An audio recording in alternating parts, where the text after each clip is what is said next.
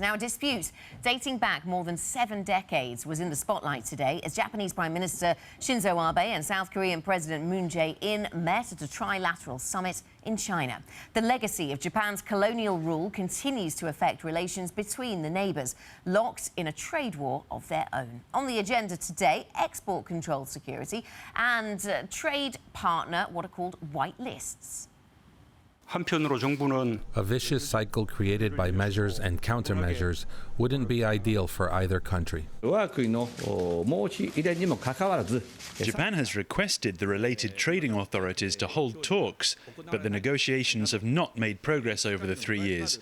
So it's true, we have lost trust. This morning, the Japanese government decided to remove Korea from its so-called white list countries. It is a selfish, destructive act that will cripple the global supply chain and wreak havoc on the global economy. It is sure to draw condemnation from the international community. South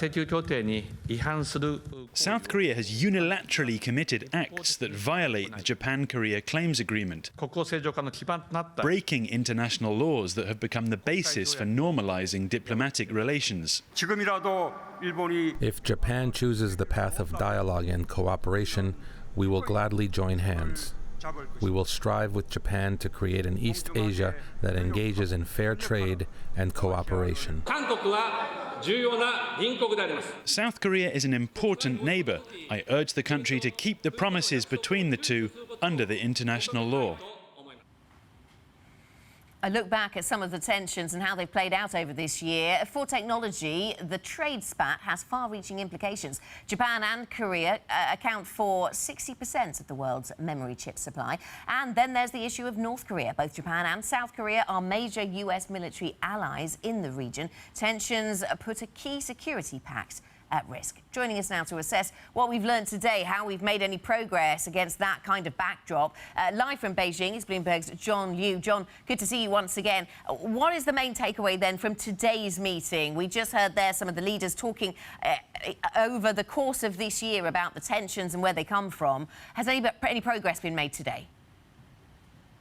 So I don't think we were coming in expecting Japan and South Korea to suddenly declare that they had solved all their problems, but we've had a lot of dialogue. It's the first meeting between Abe and President Moon of South Korea in 15 months.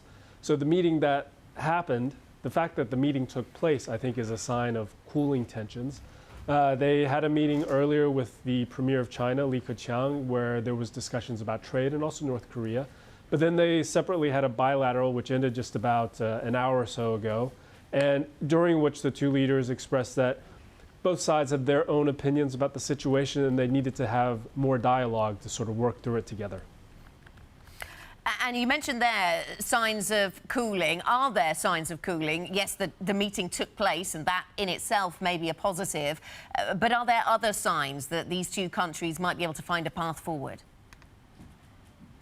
Yeah, there's been steps taken to try and diffuse the situation.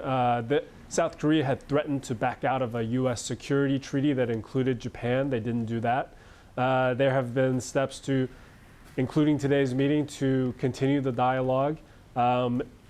Everybody, all of their neighbors, Japan and South Korea's neighbors, are intent on seeing the relationship healed.